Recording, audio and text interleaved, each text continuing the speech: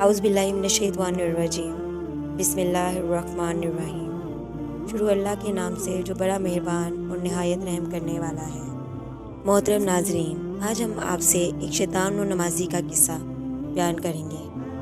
تفصیل جاننے سے پہلے آپ میرے چینل کو لائک کریں، شیئر کریں اور سبسکرائب کریں۔ تفصیل کچھ اس طرح سے ہے کہ ایک شخص اندھیری رات میں فجر کی نماز پڑھنے کے لیے گھر سے نکلا۔ اندھیرے کی وجہ سے اسے ٹھوکر لگ گئی اور وہ منہ کے بل کیچڑ میں گر گیا۔ کیچڑ سے اٹھ کر وہ گھر واپس آیا اور لباس تبدیل کر کے دوبارہ مسجد کی طرف چل دیا۔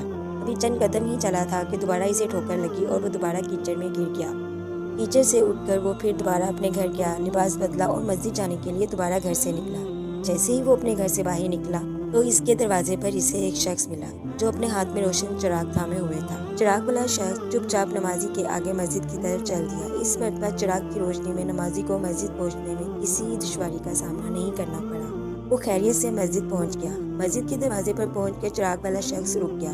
نمازی اسے چھوڑ کر مسجد داخل ہو گیا اور نماز ادا کرنے لگا۔ نماز سے فارغ ہو کر وہ مسجد سے باہر آیا تو وہ چراغ والا شخص اس کا انتظار کر رہا تھا تاکہ اس نمازی کو چراغ کی روشنی میں گھر چھوڑائے۔ جب نمازی گھر پہنچ گیا تو نمازی نے اجنبی شخص سے پوچھا، آپ کون ہیں؟ اجنبی بولا، سچ بتاؤں تو میں ابلیس ہوں۔ نمازی کی تو حیرت کی انتہا نہ رہی۔ اس اجنبی کی یہ بات سن کر نمازی سوچنے لگا، ابلیس، شیطان کیسے مجھے مسجد تک چھوڑ سکتا ہے؟ اس کا کام تو لوگوں کو بہکانا ہے۔ تو اس شخص نے بڑی حیرت کے ساتھ ابلیس سے پوچھا، مجھے تو میری نماز رہ جانے پہ خوش ہونا چاہیے تھا، مگر تم چراغ کی روشنی میں مجھے مسجد تک چھوڑنے آئے۔ ابلیس نے جواب دیا کہ جب تم پہلی ٹھوکر لگی اور تم لباس تبدیل کر کے مسجد کی طرف پلٹے تو اللہ تعالیٰ نے تیرے سارے گناہ معاف فرما دیے۔